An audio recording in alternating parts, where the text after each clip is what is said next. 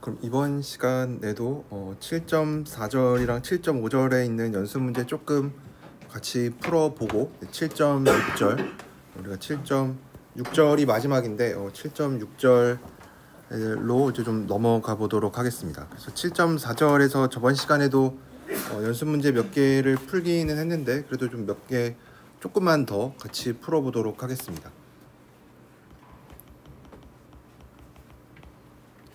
그래서 7.4절에 있는 연습 문제 한 2개 정도를 같이 풀어볼 텐데 우선은 7.4.9에 있는 문제도 를 같이 보도록 하겠습니다. 여기서 얘기하고 있는 거는 GN이라는 어떤 GN과 G라는 함수들이 있는데 얘네는 둘 다 uniformly bounded이고 구간은 0,1로 줬습니다. 그러니까 여기서 uniformly bounded라고 하는 거는 그러니까 GNX도 어떤 라지 n보다 작거나 같고 GX의 크기도 어떤 라지 n보다 작거나 같은, 얘네들이 굳이 같을 필요는 없는데 뭐 만약에 하나가 M1 하나가 M2였으면은 그냥 둘 중에 큰 거로 잡으면은 이제 둘 다 똑같은 라지 M으로 잘 눌러줄 수가 있겠죠. 그래서 얘네 두 개가 똑같은 라지 M으로 눌린다라는 거는 뭐 그렇게 중요한 거는 아니고, 그다음에 모든 X에 대해서, 그리고 특히 이 함수열 GN이 uniformly bounded 되어 있다라고 하는 거는 모든 N에 대해서, 모든 자연수 N에 대해서 이렇게 눌려 있는 함수입니다. 그러니까 만약에 GX나 뭐 GNX 이런 게 연속이다 뭐 이러면은 이제 좀 비슷한 얘기를 해줄 수가 있겠죠. 그리고 GN은 G로 전별 수렴을 하고, 우리가 전별 수렴하는 거는 이제 크게 뭐 큰 가정은 아니죠. 이거는 우리가 늘 가지고 있는 거니까. 그리고 이제 또 하나 이제 중요한 가정은 얘가 유니폼하게 수렴을 하는데, 유니폼리 컨버전스 하는데 어떤 0부터 어떤 알파라고 하는 때까지만, 1보다 작은 어떤 알파까지는 유니폼 컨버전스가 다 되는데 0부터 1까지는 이렇게 잘 안 될 수도 있는, 그러니까 얘는 0에서 1까지 전체는 잘 모르겠는데 내가 이 알파를 1에 충분히 가깝게 하는 이 알파까지는 잘 되는데 1까지는 잘 확장이 안 될 수도 있는 그런 상황입니다.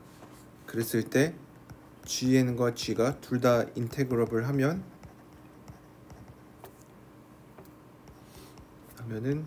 0부터 1까지 n이 무한대로 갈 때 0부터 1까지 GN을 해주면 0부터 1까지 G가 잘 성립하겠는가, 이거를 물어보고 있습니다.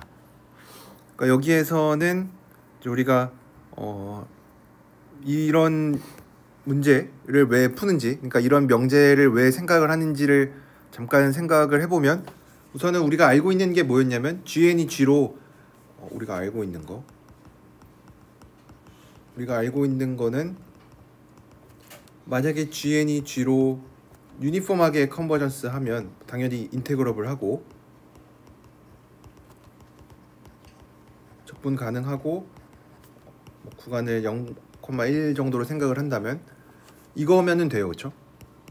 이면은 이제 우리가 방금 이제 보이고 싶은 이 GN이라는 함수열을 적분한 거의 극한은 0부터 1까지 이제 G를 적분해 준 거다, 요 얘기를 해줄 수가 있는데, 이제 여기에서는 이제 한 가지 조금 더 조건을 약화시켰는데, 어떤 걸 약화시켰냐면 우리가 원래 알고 있는 거는 0,1 전체에서 유니폼 컨버전스가 되면 뭐 좋은 일이 일어난다 이런 얘기인데, 0부터 1까지는 잘 모르겠고, 그렇지만 1보다 작은 알파를 생각해서 0부터 알파까지 잘 유니폼 컨버전스가 되면 똑같은 결론을 내려줄 수가 있다 라는 겁니다. 근데 한 가지 여기서 또 가정이 또 뭐가 들어가 있냐면 이제 GN이랑 G가 잘 바운디드 되어 있다라는 얘기가 필요하겠죠.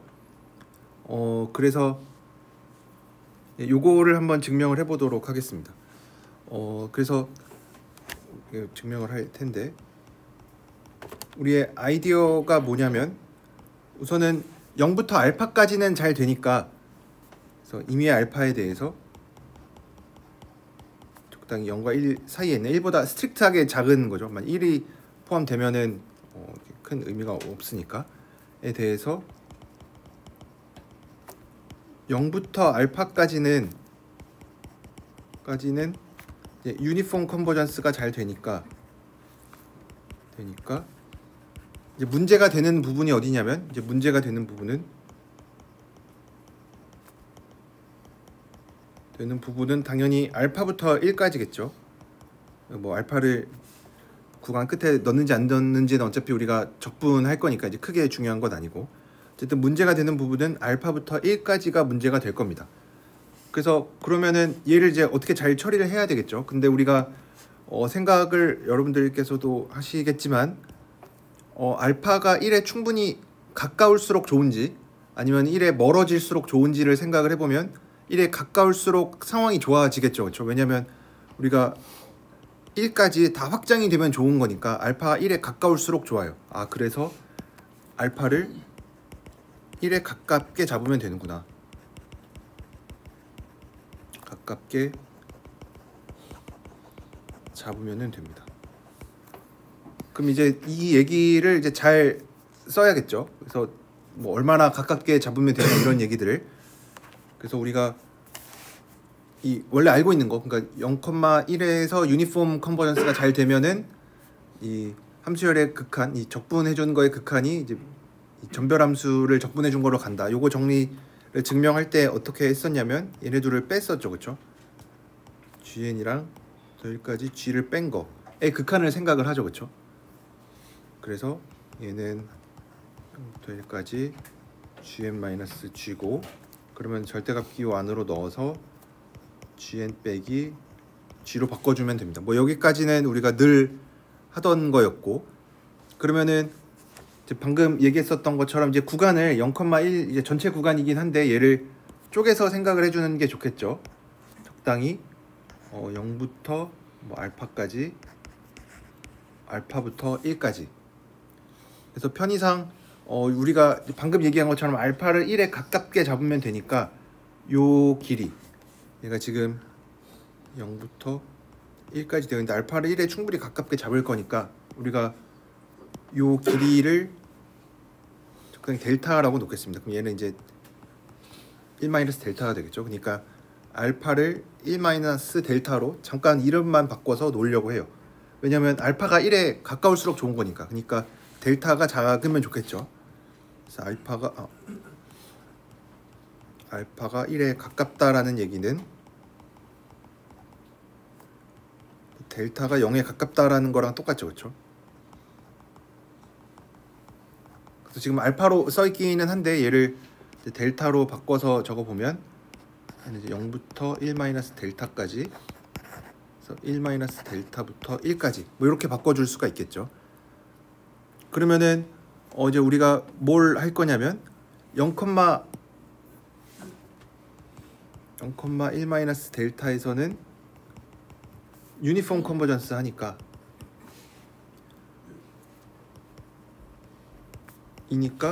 여기에서는 이미 다 되어 있어요. 그렇죠? 유니폼 컨버전스 하면은 이제 그 구간에서는 이제 적분 기호랑 이 극한 기호랑 바꿔도 되니까. 그래서 유니폼 컨버전스 하는 구간에서는 괜찮고, 이건 우리가 앞에서 했었던 얘기고, 이제 문제는 요 구간의 길이가 델타짜리인 요 1-델타이니까 1-델타에서 1까지가 문제가 되겠죠. 그렇죠? 얘가 문제가 될 겁니다. 근데 얘는 우리가 어떻게 잘 잡아줄 수가 있냐면, 아까 우리가 이제 안 쓴 조건이 하나 있었는데 뭐 어떤 조건 안 썼냐면 GN이랑 G가 uniformly bounded라는 얘기 안 썼죠. 그렇죠? 그래서 얘를 조금 GN 더하기 G 크기로 눌러줍니다. 그렇죠? 이거 그냥 삼각부등식 쓴 거죠. 삼각부등식. 근데 아까 GN이랑 G가 전부 다 라지 M으로 눌린다라고 했으니까 얘는 그냥 EM으로 눌리고 구간의 길이 델타. 그래서 얘를 작게 잡아주면 되겠죠. 그래서 델타를 적당히 라지 M 분의 엡실론 정도로 잡아주면은 되겠죠. 네. 그래서 여기에서도 이제 우리가 늘 하던 아이디어처럼 또 문제가 생기는 구간이 있으면은 그 구간의 길이를 좀 작게 잡아주면 된다. 우리가 그 또 불연속 함수 같은 거 적분할 때 이제 이런 아이디어 많이 썼었죠. 어쨌든 이게 연속 불연속 이런 거 떠나서 그냥 수학에서 우리가 보통 많이 하는 것 중에 하나가 이제 이런 작업들 많이 하죠. 문제가 되는 부분이 있으면은 이제 그 부분 빼고 이제 나머지 좋은 부분이랑 안 좋은 부분으로 나눠 놓고, 좋은 부분은 말 그대로 좋은 부분이니까 잘 처리가 될 거고, 이제 안 좋은 부분을 어떻게 잘 처리하는지, 그래서 이 문제도 이렇게 풀어볼 수가 있습니다. 그 다음에 7.4 10번 문제도 봐보면 g는 인테그러블 하는 함수이고 적분 가능한 함수이고 구간은 이제 0,1로 주어져 있고 얘가 0에서 연속이래요. g는 0에서 연속. 그랬을 때 n이 무한대로 갈 때 0부터 1까지 g의 xn제곱을 적분해주면 g 0이 된다. 이제 요런 문제 보면 조금 신기해 보일 수도 있는데, 그러니까 어떤 적분을 잘 했더니 그냥 g 0으로 간대요. 우선은 이제 요 문제를 한번 같이 풀어볼 텐데, 이제 요런 류의 문제들이 약간 좀 뭐 적당한 트릭 같은 것도 좀 필요하고 이제 그럴 수도 있는데, 이제 딱 보면은 뭘 먼저 해야 되는지 잘 안 보이기는 하는데, 우선 차근차근 우리가 어떤 식으로 이제 증명을 할 건지를 생각을 해보면, 당연히 우리가 늘 하던 것처럼 이제 어떤 거의 극한이 이제 뭐로 간다라고 했으니까 얘네 둘의 차이를 보겠죠, 그렇죠? 얘랑 G0의 차이를 잘 계산해서 얘가 0으로 간다. n을 무한대로 보내면 얘가 적당히 0으로 G0으로 가니까 이 둘의 차이가 0으로 간다 라는 거를 이제 보이는 게 우리의 궁극적인 목표가 되겠죠. 근데 이제 조금 우리가 불편한 부분은 여기 안에 xn제곱 같은 게 들어가 있으니까 약간 좀 찝찝한 느낌이 있죠. 그래서 이거 문제를 한 두 가지 정도로 같이 풀어볼 텐데, 우선은 첫 번째는 그냥 xn제곱을 데리고 다니는 거. 왜냐하면 여기서 xn제곱을 우리가 잘 생각을 해줄 수 있는 이유는 지금 x가 0에서 1 사이에 있죠, 그렇죠? 그러니까 xn제곱은 굉장히 작은 숫자겠죠. 왜냐 x가 딱 1이 되면은 1은 n을 아무리 크게 잡아도 1의 n제곱은 1이니까 이제 그대로 숫자가 변하지 않는데, 우리가 적분을 생각하고 있으니까 대부분은 이제 1보다 작은 게 좀 중요하겠죠. 그러니까 대부분은 이제 이거 그래프를 그린다 라고 하면은 이제 x들은 전부 다 1보다 스트릭트하게 작은 점들이 더 많겠죠. 그러니까 여기 안에 있는 게 좀 0으로 가니까 그냥 얘는 G0 정도를 계속 적분하고 있는 거구나. 그래서 그냥 G0이 되겠구나 라고 이게 추측도 한번 해볼 수가 있죠.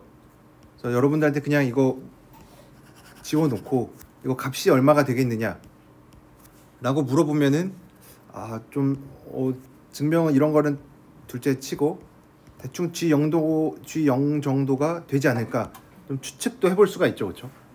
왜냐면 이제 방금 얘기했었던 것처럼 x가 0에서 1 사이니까 1보다 어차피 적분할 때는 1이 들어가나 안 들어가나 큰 상관이 없으니까 x가 0보다는 이제 크거나 같고 1보다는 스트릭트하게 작은 경우를 생각을 해보면 x의 n제곱은 0으로 가죠, 그렇죠? 그러니까 n을 충분히 키우면은 여기 안에 있는 게 지금 이게 완전히 수학적으로 맞는 얘기는 아닐 수도 있지만, 그래도 값이 대충 뭐가 될까를 한번 유추를 해보자면 g 안에 있는 xn제곱이 굉장히 작아질 거니까 얘는 g0 정도랑 비슷하겠구나. 그래서 g0이라는 상수함수를 적당히 적분해 준 거랑 똑같아진다. 이렇게 그냥 유추를 해볼 수가 있죠, 그렇죠? 그렇지만 이게 완전히 맞는 얘기인지는 증명을 해봐야 되겠죠. 그래서 이제 그거를 증명을 해볼 텐데, 그래서 얘도 한번 계산을 해보면 0부터 1까지 g의 xn제곱에서 g0을 빼준 거인데, 우리가 늘 하던 것처럼 어차피 g0은 숫자니까 얘를 gxn제곱 빼기 g0 삼각부로 보고 삼각부도 이 절대값을 안쪽으로 잘 집어넣어서 이렇게 해줄 수가 있죠. 그래서 이제 아까 방금 얘기했었던 게 결국은 중요한 이제 아이디어, 문제를 푸는 출발점이 될 텐데, 아까 얘기했던 것처럼 x가 스트릭트하게 1보다 작으면은 x n제곱이 0으로 가죠, 그렇죠? 그래서 얘는 적당히 1 근처에 있으면은 굉장히 좋은 거죠. 그래서 얘도 적당히 구간을 좀 잘라서 한 1 델타랑 1로 나눠요. 1로 이렇게 두 개의 구간으로 나눠서 생각을 해줍니다. 그래서 얘도 0부터 1-델타까지 1-델타부터 1까지로 나눠서 생각을 해줘요. 이제 그러면은 얘도 이제 문제가 되는 쪽이 요쪽이 조금 더 문제가 되겠죠. 1-델타부터 1까지가. 왜냐면 우선은 쉽게 이제 만약에 x가 1-델타보다 작으면 그러면 이제 요 구간을 생각을 하는 거죠. 요 구간에 있다라는 게 x가 0보다는 크거나 같고 1-델타보다는 작은 거니까, 그러면은 x의 n제곱을 생각을 해주면 얘가 1-델타의 n제곱보다 작으니까, 그리고 델타는 지금 0과 1 사이에 있죠. 그래서 얘 여기 1-델타는 0과 1 사이에 있으니까 얘 0으로 가죠, 그렇죠? 그러니까 여기에서는 이제 괜찮고, 그럼 이제 문제는 1-델타 이제 요쪽이 조금 이제 문제가 되니까 우리가 생각을 해봐야 되겠죠.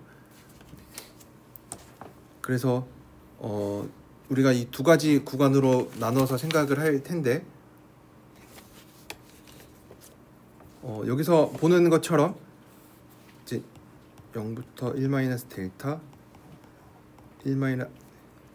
1-델타부터 1까지 이렇게 두 개로 나눠서 생각을 하고 있는데, 0과 1-델타 이제 이쪽에서는 우리가 뭘 이용을 할 거냐면, 지금 이제 이 델타를 어떻게 좀 잘 잡아주는 게 중요하겠죠. 그래서 어떻게 델타를 잘 잡아줄 거냐면, 우리가 지금 하나 갖고 있는 거는 우선 뭐 g가 적분 가능하다. 이거는 우선 적분해야 되니까 당연히 필요한 거고, 그 다음에 이제 제일 중요하게 우리가 써야 될 거는 반드시 조건에서 필요한 거는 0에서 연속이라는 거 이용을 해야 되겠죠. g가 0에서 연속인 거를 이용을 해야 됩니다. g가 0에서 연속이니까 어떤 우리가 뭘 잡아줄 수가 있냐면 어떤 라지 n이 잘 존재해서 n이 요 라지 n보다 크면 x n제곱이 여기 안에 들어오게끔 이고, 그러면은 gxn과 g0이 엡실론보다 작아지게끔 하는 이런 큰 라지 n을 잡아줄 수가 있어요. 그러니까 지금 뭐 함수열 얘기는 아니지만 얘도 뭐 적당히 함수열 정도로 뭐 봐줄 수 있기는 하죠. 그냥 gnx를 gx n제곱으로 보면은 뭐 얘도 함수열이라고 볼 수 있기는 하지만, 어쨌든 이제 그것보다는, 그러니까 여기서 xn이 여기에 들어가 있다라고 하는 거는 xn과 0 사이의 거리가 1-델타보다 작다, 뭐 요 얘기죠, 그렇죠? 어차피 x는 0보다 크거나 같으니까. 그러니까 연속이니까 우리가 이 델타를 어떻게 잡아줄 거냐면, 얘네 둘의 차이가 엡실론보다 작아지게끔, 함수값의 차이가 엡실론보다 작아지게끔 할 건데, 요 x 사이의 거리를 내가 줄여주면 돼요. 근데 얘는 x 사이의 거리는 지금 라지 n이나 뭐 스몰 n이나 이 스몰 n을 크게 키우면 키울수록 줄어드는 애죠, 그렇죠? 왜냐면 지금 x가 0보다는 크거나 같고 1보다는 스트릭트하게 작으니까. 얘가 지금 우리가 연속에서 맨날 하는 게 지금 하나가 0이니까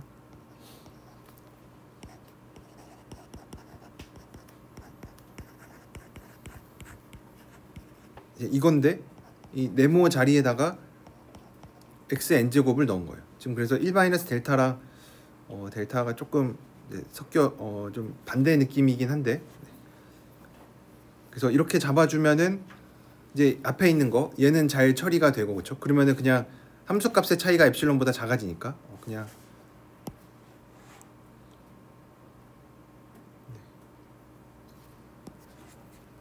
그 다음에 1 마이너스 델타부터 1까지는 그럼 여기에서는 그냥 X인과 G0 사이의 거리를 어차피 구간의 길이가 델타니까 델타 곱하기 어차피 얘네들 다 유개인 함수였을 테니까 델타 곱하기 적당히 둘 다 EM으로 잘 눌러주면 되니까 얘를 엡실론으로 잡아주면 됩니다. 그래서 이렇게 지금 문제가 되는 이제 0 근처에서는 적당히 0에서 연속인 걸로 처리를 해주고 이제 그 바깥에서는 그냥 구간의 길이를 줄여주면 된다. 그래서 이렇게 해서 잘 조절을 해줄 수가 있습니다. 그래서 이런 것도 우리가 문제가 되는 부분 그리고 문제가 좀 덜 되는 부분 나눠서 이렇게 0에서 연속인 거를 잘 활용을 해서 문제를 풀어줄 수가 있습니다. 근데 뭐 이렇게 풀어줄 수도 있기는 한데 좀 뭐 다른 풀이도 우리가 생각을 해줄 수가 있습니다. 다른 풀이는 아까 얘기했었던 것처럼 G 안에 xn제곱이 들어가 있으니까 이게 조금 불편해요. 왜냐면 그냥 gx 이런 거면은 그래도 우리가 뭔가 좀 잘 생각이 잘 떠오를 수 있긴 한데 이 안에 xn제곱 같은 게 들어있으니까 괜히 좀 어려워 보이죠, 상황이. 그래서 이제 요거를 생각을 이제 좀 처리를 잘 할 텐데 우선은 일반성을 잃지 않고 우리가 G0을 0이라고 놓을 수 있어요. G0은 그냥 상수인데 그냥 우리가 얘를 0으로 놔줄 수가 있어요. 얘는 왜 그러냐면 우리가 새로운 함수 hx를 적당히 평행 이동시켜 준 거, gx에서 G0을 빼준 거로 바꿔주면 이제 h0이 항상 0이 되니까 그러니까 요 얘기들을 전부 다 h와는 얘기로 다 써주면 되죠, 그렇죠? 그러니까 뭐 우리가 원래 보여야 되는 게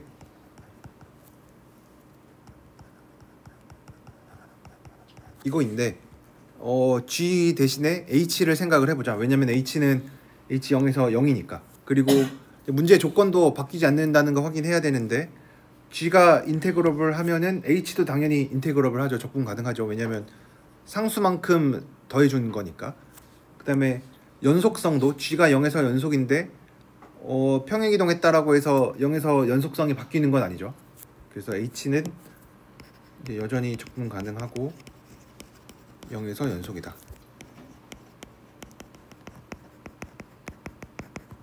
그래서 이거를 이제 hx로 h에 관한 걸로 써보면 이렇게 hx로 바꿔주면 여기 이제 h0인데 0이 되죠, 그렇죠? 그래서 그냥 h 대신에 이름을 그냥 똑같이 g로 하자. 이름만 다시 g로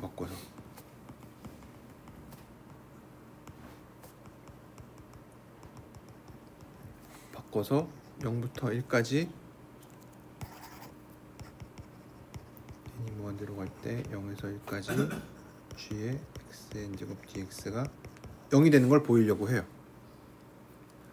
그래서 이제 우리의 목표는 이제 이게 0이다라는 거를 보이는 건데 이제 xn제곱이 약간 문제가 되니까 얘를 치환을 해요. 좀 약간 문제가 되는 우리 뭐 이런 거 많이 했죠. xn제곱을 t로 치환을 해주면 그러면은 nxn-1 dx는 dt고 dx는 n분의 1에 다 t로 바꿔주면 t의 마이너스 1 플러스 n분의 1의 dt가 되겠죠. 그리고 적분 윗끝 아랫끝도 x가 0에서 1까지 움직이면 t도 마찬가지로 0에서 1까지 움직이겠죠. 0부터 1까지 g의 xn제곱 dx는 0부터 1까지 얘 안 바뀌고 gt 그리고 dx는 이제 다 t에 관한 식으로 바꿔주면 n분의 1에 t의 마이너스 1 플러스 n분의 1 dt가 됩니다.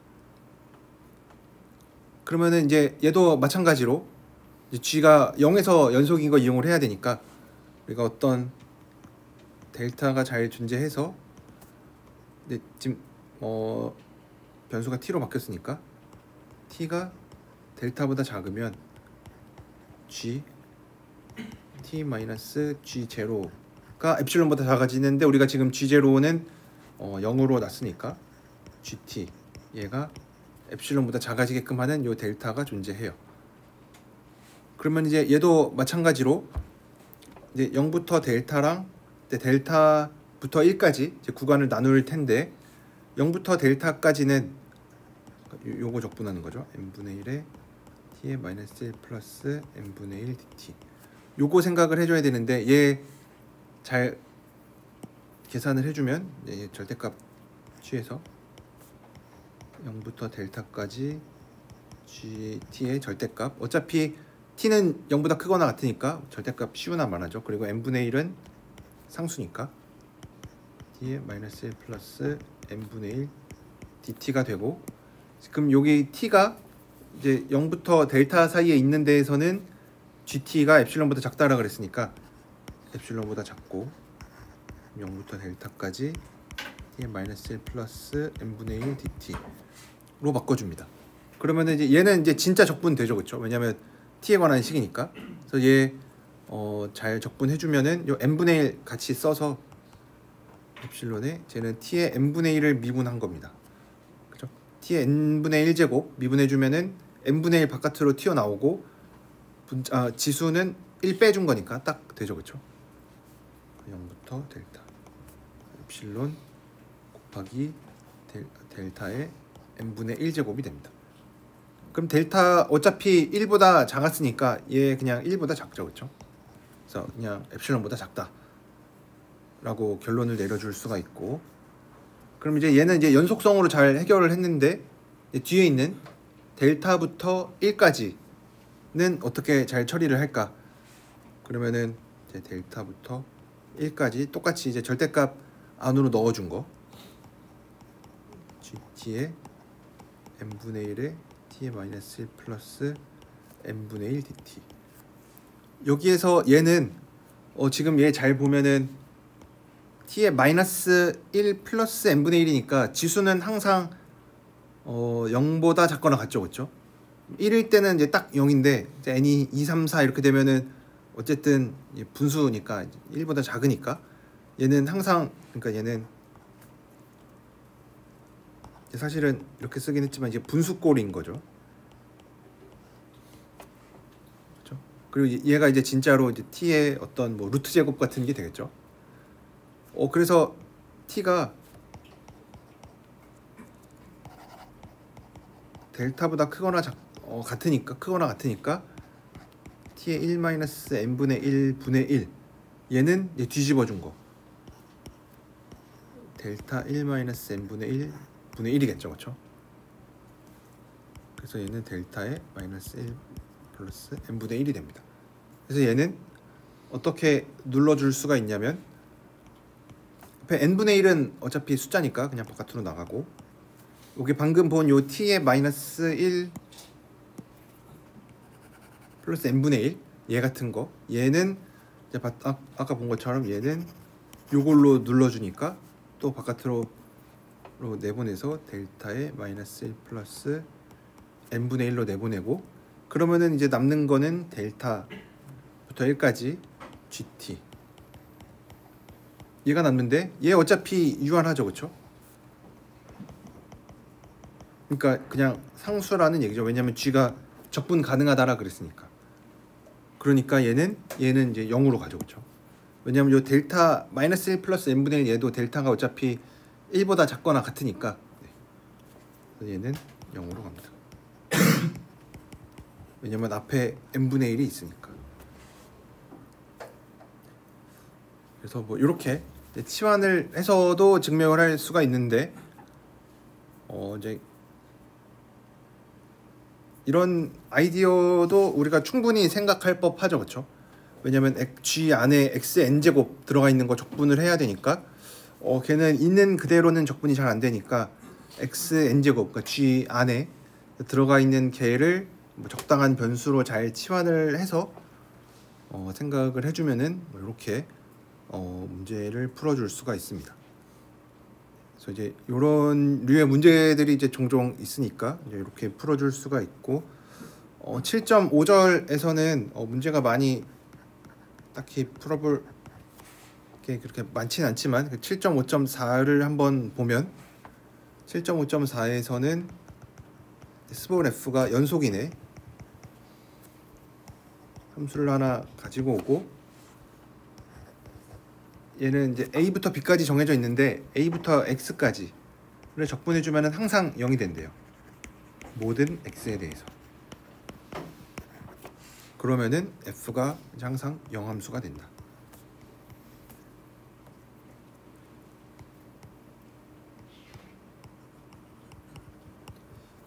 뭐 충분히 그럴 것 같죠, 그렇죠? 왜냐면 모든 x에 대해서 f를 이제 이제 시점 고정해 놓고 x까지 적분하는데 전부 다 0이면은, 그러니까 적분이 0이라고 해서 f가 항상 0인 건 아니죠, 그렇죠? 왜냐면 이제 적당히 잘 상쇄가 될 수 있으니까. 그러니까 이런 것처럼 적당히 잘 상쇄가 되면 적분이 0이 될 수가 있긴 한데, 모든 x에 대해서 이제 이런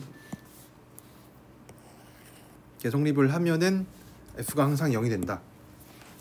그래서 이제 이런 게 어떻게 보면은 되게 당연해 보이는데 증명의 시작을 좀 어떻게 해야 할지 좀 난감한 경우들이 있긴 한데, 그래서 이 단원이 마침 미적분학의 기본 정리 단원이니까, 그리고 우리가 이런 어떻게 보면 얘도 새로운 함수죠, 그렇죠?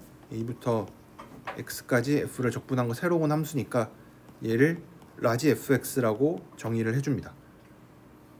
그러면은 문제에서 얘기하는 이 조건은 이 라지 f가 항상 0이라는 거죠, 그렇죠?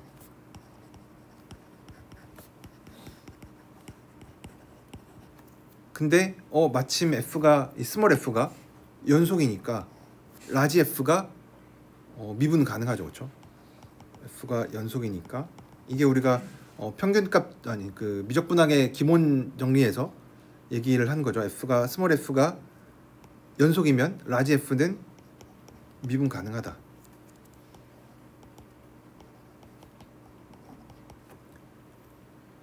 그러니까 미분하면은 0이죠, 그렇죠? 아니 미분이 가능하니까 라지 f 프라임을 생각을 해줄 수가 있고, 이 또 미적분학의 기본 정리에 의해서 라지 f 프라임은 스몰 fx죠, 그렇죠?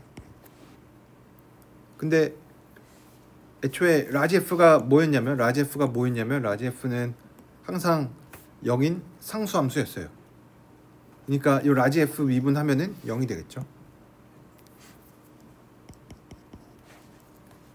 그래서 그냥 스몰 f도 0이 됩니다. 뭐 증명 자체는 굉장히 간단하고 우리가 뭐 받아들이기에 크게 뭐 무리가 있는 것도 아니지만 이렇게 증명을 해줄 수가 있습니다.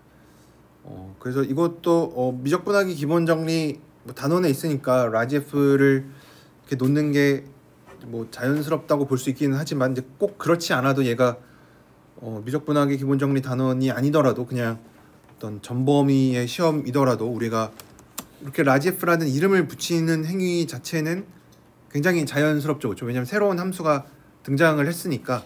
그래서 얘를 이제 새로운 함수로서 잘 이해를 하면은 어떤 새로운 함수 등장했으니까 뭐 그거에 이름을 붙여주는 거, 라지 f라고 이름 붙여주는 거 뭐 그렇게 어려운 일 아니고, 또 이게 라지 f로 이름을 붙여놓고 나면은 그냥 라지 f 프라임을 생각을 해주는 것도 자연스럽고, 이제 사실 그거 생각하기 전에 먼저 f가 연속이니까 이 라지 f가 미분 가능하다 뭐 이런 얘기도 당연히 해줘야 되겠죠.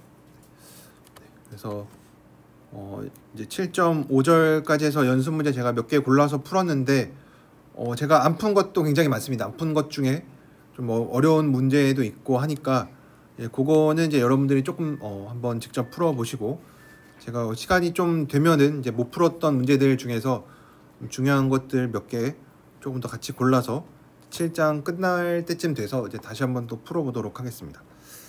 그래서 여기까지가 이제 7.5장에 해당하는 내용이었고, 이제 마지막으로 7.6절로 넘어가도록 하겠습니다. 이거 제가 저번 시간에 좀 말을 굉장히 잘못한 게 있었는데, 이 르벡 크리테리언에서 얘기하는 거는 이 불연속점이 이제 뭐 어떠면은 이제 리만 적분 가능하다라는 동치다라는 얘기했었는데, 제가 그 카운터빌리티라고 굉장히 잘못 얘기했었는데 뭐 그렇지 않습니다. 네, 이거는 그래서 제가 이제 몇 가지 되게 중요한 예제가 하나 있는데, 이제 그 예제를 한번 같이 얘기해 보도록 하겠습니다. 그래서 어쨌든 이제 그 뭔가 얘기가 하나 필요하기 때문에 이제 그거는 아마 다음 시간에 제가 얘기하게 될 것 같고, 이번 시간에는 조금 복잡한 내용 중에 약간 긴 것 중에 하나가 뭐 요런 게 있습니다. 뭐 토마의 함수 아니면 톰의 함수라고 부르는 건데 아마 제가 한번 언급한 적은 있을 겁니다. 얘도 굉장히 이상한 함수인데 우선은 이제 시작점이 어디였냐면 디리클레 함수라는 게 있었는데, 얘는 x가 유리수면 1이고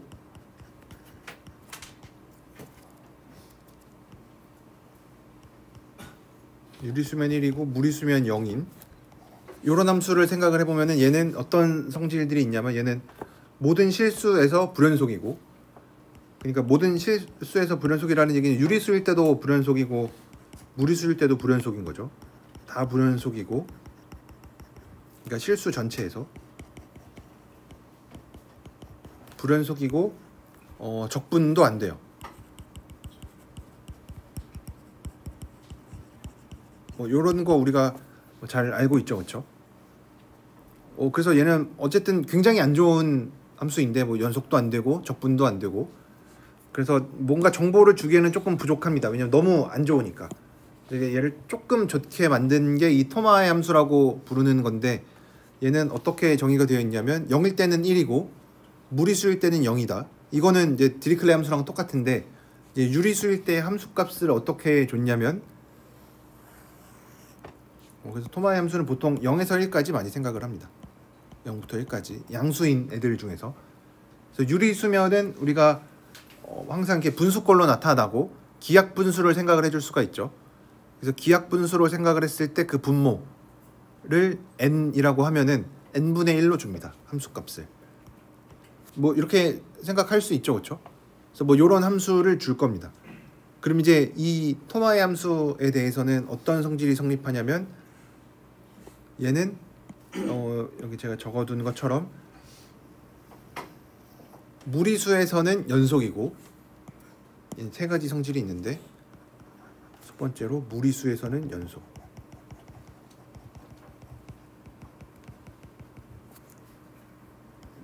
두 번째로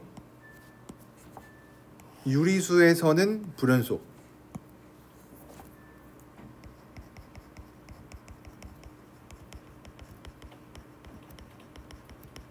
불연속이고, 이제 마지막에 있는 게 어떻게 보면 제일 중요한데 얘는 적분 가능합니다. 얘는 적분 가능하다.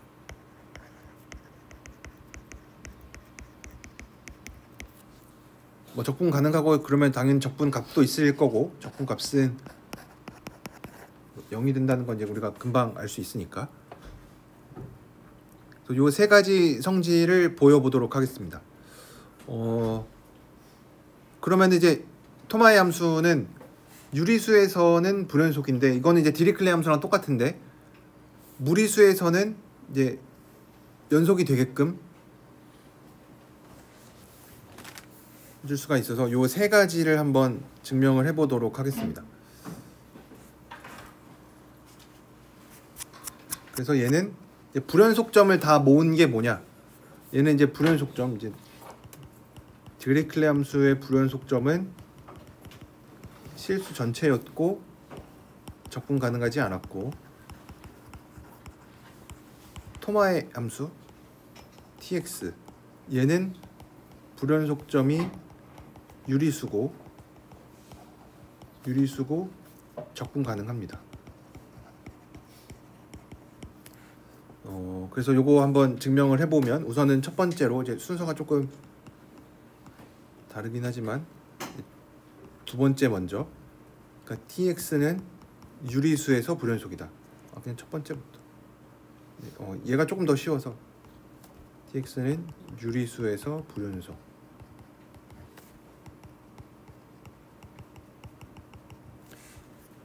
뭐 이거는 이제 그렇게 당연히 이제 0,1에서만 생각을 하고, 그래서 어떤 유리수를 하나 가지고 오면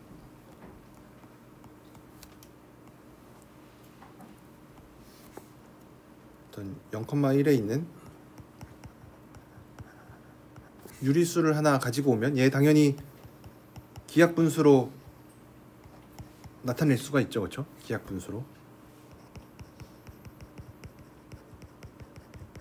그러면은 이제 여기에서의 함수값 tx죠. tx0는 q분의 1이 될 겁니다. 그래서 x0 하나 이제 임의의 유리수 하나 이제 가지고 오고, 이제 임의의 유리수 하나 가지고 오고, 무리수 알파를 하나 가지고 옵니다.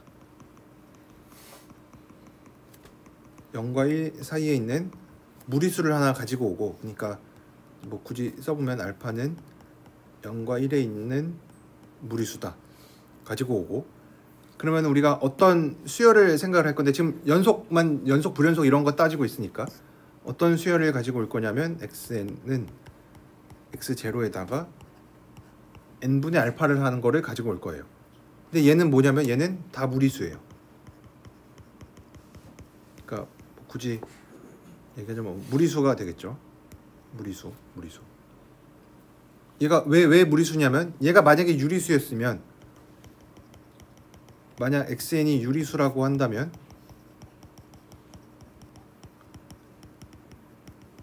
그러면은 xn 빼기 x0도 유리수죠, 그렇죠? 왜냐면 x0 유리수였으니까. 유리수에서 유리수 빼면 유리수고, 그 다음에 n 곱해도 유리수예요. 곱해도 유리수예요. 근데 얘가 알파인데 우리가 알파는 무리수로 잡았으니까 모순이죠, 그렇죠? 그래서 xn, 우리가 새로 수열을 하나 잡았는데 x0에다가 n분의 알파, 무리수 더해서 만든 건데 얘는 무리수열이 되죠, 그렇죠? 수열인데 전부 다 무리수로 구성된. 근데 그러면 txn은 얘 항상 무리수니까 값이 0이죠, 그렇죠? 그래서 모순입니다. 만약에 얘가 연속이었으면 xn이 지금 x0로 가고 있는데 이 극한 값은 q분의 1이죠, 그렇죠?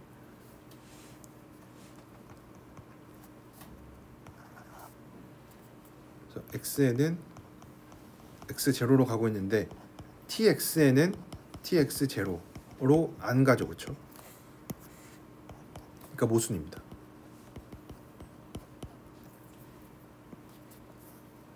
얘는 모순이고, 그 다음에 이제 첫 번째로 이제 우리가 보이려고 했었던 거는 tx는 무리수에서 연속이다.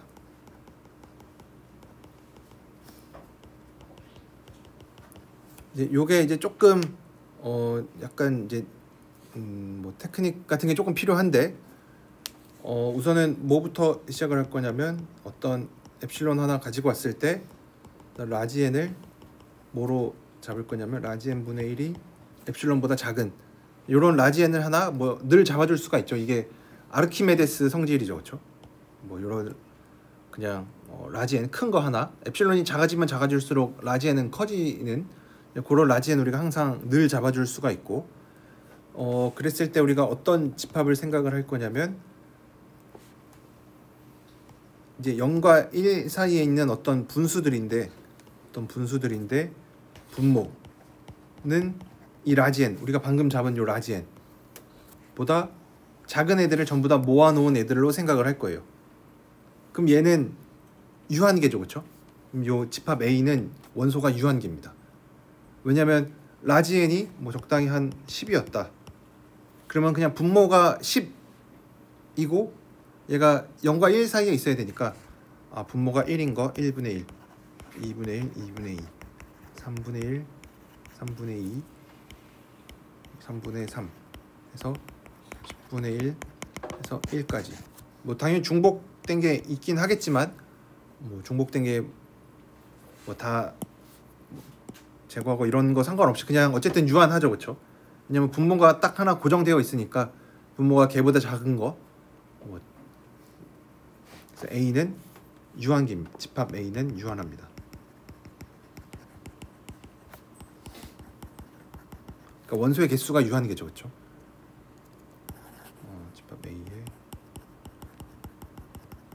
원소의 개수는 유한합니다.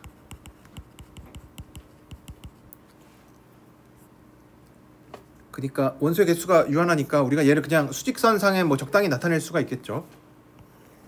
어쨌든 우리가 전체의 범위 0, 1이니까 얘가 뭐 어떻게 찍혀 있는지는 잘 모르겠는데 여기에 적당히 유리수들이 막 찍혀 있겠죠. 그리고 집합 A에는 유리수들만 있죠. 그렇죠? 왜냐면 n분의 m꼴이니까 유리수가 적당히 이렇게 찍혀 있어요.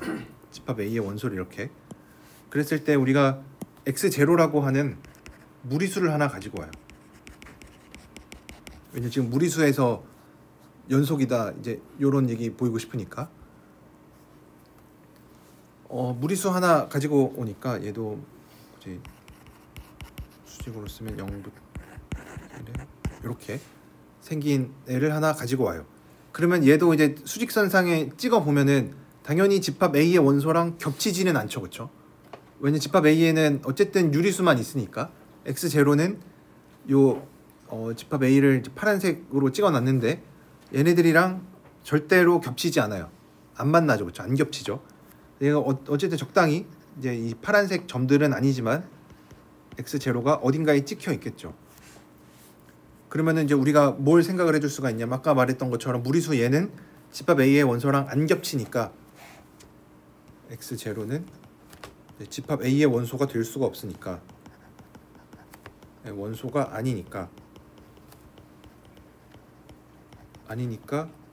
우리가 이 거리들의 미니멈을 생각을 해줄 수가 있어요. 얘를 델타로 놓으면 얘는 항상 0보다 커요. 그쵸? x0가 어디 있든지 간에 집합 A랑은 안 만나니까 안 만난다는 얘기는 거리가 0이 이제 최소값이 0이 아니다는 얘기죠. 항상 0보다 이제 스트릭트하게 큰데 특히 집합 A가 유한계니까 우리가 미니멈을 생각을 해줄 수가 있죠. 그렇죠? 만약 얘가 무한계였으면은 뭐 인피멈 이런 거를 생각을 해야 됐겠지만 여기서 미니멈이니까 어차피 유한계니까 이 델타를 잘 잡아줄 수가 있어요. 그러면 이제 우리의 목표는 우리가 생각하는 목표는 요 델타에 대해서 이 델타에 의해서 x-x0의 거리가 델타보다 작으면 tx 빼기 t0인데 무리수일 때는 아까 0이라 그랬으니까 0이니까 tx는 엡실론보다 작아요. 그러니까 이 얘기가 바로 x0에서 연속이란 얘기가 되겠죠. 그래서 이 얘기는 풀어서 적으면은 x가 적당히 x0 마이너스 델타에서 x0 플러스 델타 사이에 있는 이제 애고, 그러면은 이제 두 가지 경우로 나눠서 생각을 해줄 수가 있는데 우리가 보통 일반적으로 뭐 이런 생각 잘 안 하긴 하는데 여기에서는 유리수냐 무리수냐가 중요하니까 첫 번째 경우로 유리수인 거, x가 무리수다. 그러니까 x가 요 범위 안에 들어 있는데 x가 무리수냐 유리수냐로 나눠서 생각을 하려고 해요.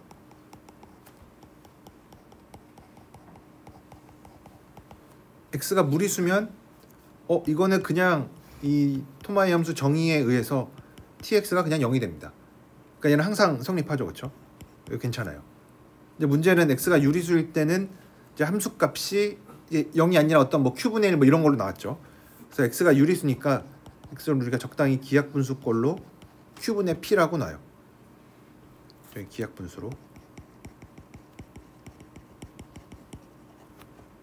그러면은 생각을 해보면은 여기에 대해서 이렇게 놨는데 x-x0가 델타보다 작은 거, 여기에는 이제 요 얘기가 핵심인데 여기에는 분모가 n 이하인 유리수가 없어요.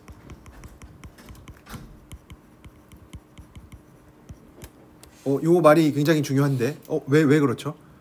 x-x0가 델타보다 작은 요 영역에는 분모가 n 이하인 유리수가 없어요.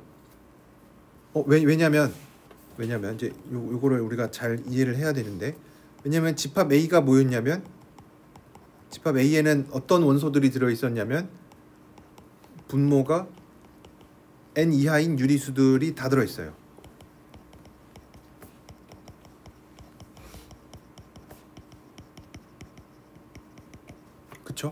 근데 아까 우리가 델타를 어떻게 잡았냐면 0부터 1까지 이렇게 A의 원소들이 이렇게 어딘가 이렇게 찍혀 있을 텐데 x0가 뭐 적당히 여기 어딘가에 있을 거고 델타는 이 x0부터 이제 A 사이의 거리 이들 중에 미니멈으로 잡았으니까 x0를 기준으로 델타 네이버들을 하면은 A랑 안 만나겠죠, 그렇죠? x-x0가 델타보다 작은 거랑 이 집합이랑 A랑 교집합하면은 없어요. 왜냐면 거리 제일 작은 거를 델타로 놨으니까 델타 네이버후드 안에는 아무것도 없겠죠, 그렇죠? 왜냐면 미니멈으로 잡았으니까. 그러니까 이 얘기가 뭐냐면 x-x0가 델타보다 작은 거에는 A의 원소가 하나도 없어요. 그러니까 A의 원소를 절대 포함하면 안 되는데 A라는 애가 뭐였냐면 분모가 n 이하인 애들이었어요. 그러니까 x-x0가 델타보다 작은 요 구간에는 분모가 n 이하인 유리수가 있으면 안 되죠. 있으면은 델타가 미니멈 거리인데 그 안에 이제 뭔가가 들어오면 모순이니까. 그래서 이 얘기는 분모가 n 이하인 유리수가 없다라는 얘기는 분모가 전부 다 n보다 크다라는 얘기가 되겠죠. 그래서 x-x제로가 델타보다 작은 요 구간에는 여기에는 분모가 n보다 큰 유리수만 있어요.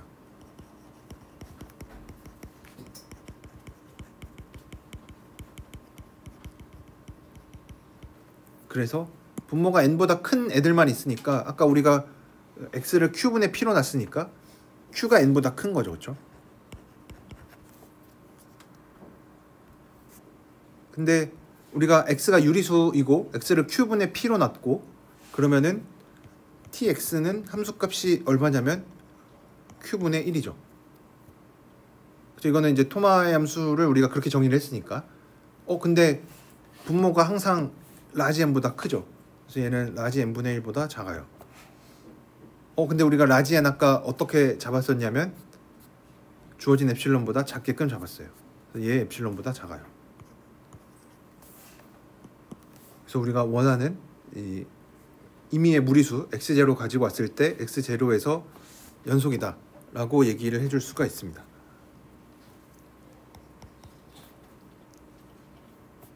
x0에서 연속.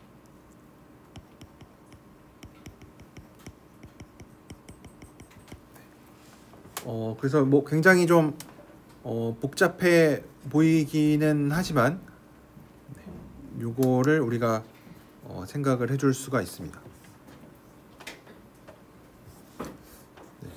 그래서 다시 잠깐 이제 복습을 해보면 토마의 함수는 어떤 함수냐면 유리수에서는 불연속이고 무리수에서는 연속인 이런 함수인데 적분이 가능하대요. 그래서 이 세 가지를 우리가 보이려고 하는데 첫 번째로 유리수에서는 불연속이다 라고 하는 거는 뭐 그렇게 어렵지 않게 보였죠, 그렇죠? 유리수 불연속이면은 어떤 그 유리수로 수렴하는 무리수열 잘 잡은 다음에 얘기해주면 되니까.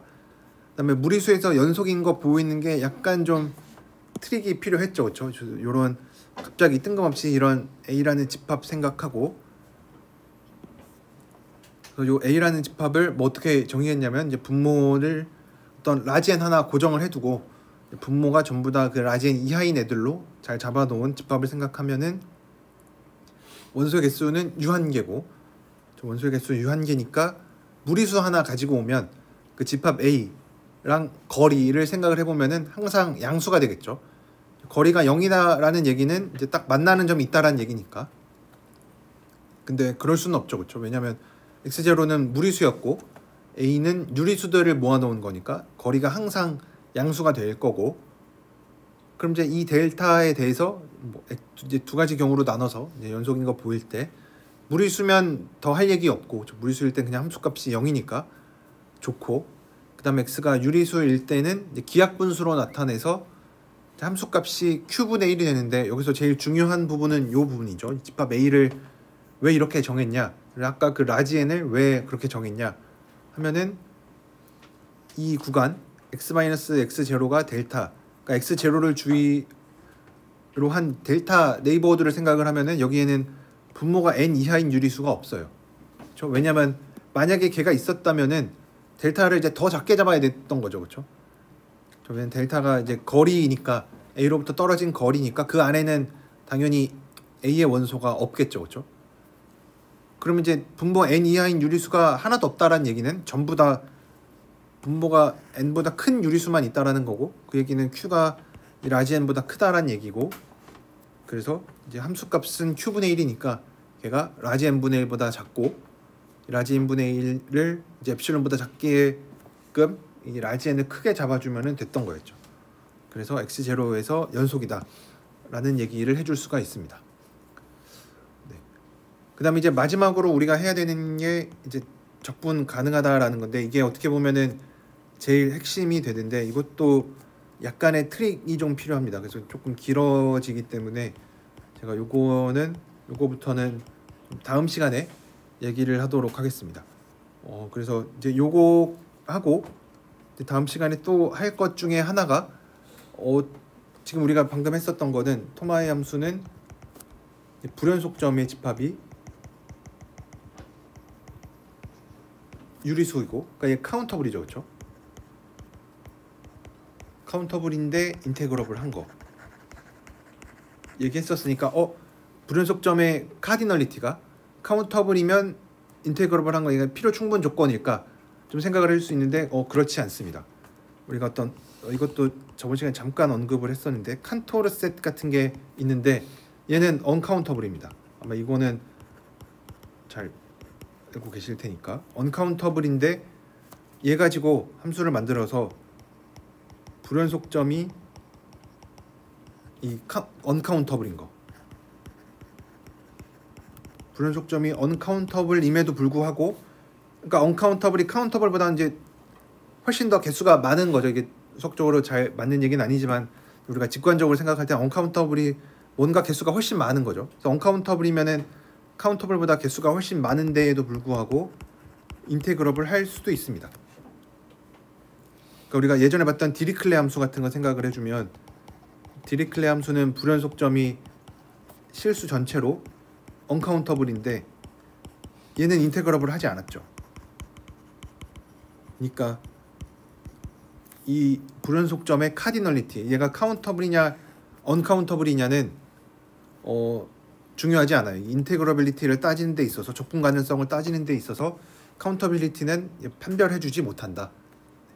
그러니까 뭔가 좀 다른, 뭔가 이 카운터블 언카운터블인 거 말고 뭔가 좀 다른 얘기가 필요한 거죠, 그렇죠? 그래서 요거에 대해서는 내가 다음 시간에 이 토마의 함수 얘기 잠깐 다시 또 복습하면서 적분 가능하다라는 거 얘기하고, 요 칸토르셋 관련해서도 이제 조금 얘기하고, 이제 본격적으로 7.6장에 있는 내용을 좀 얘기를 하도록 하겠습니다. 네, 그래서 오늘은 여기까지 하도록 하겠습니다.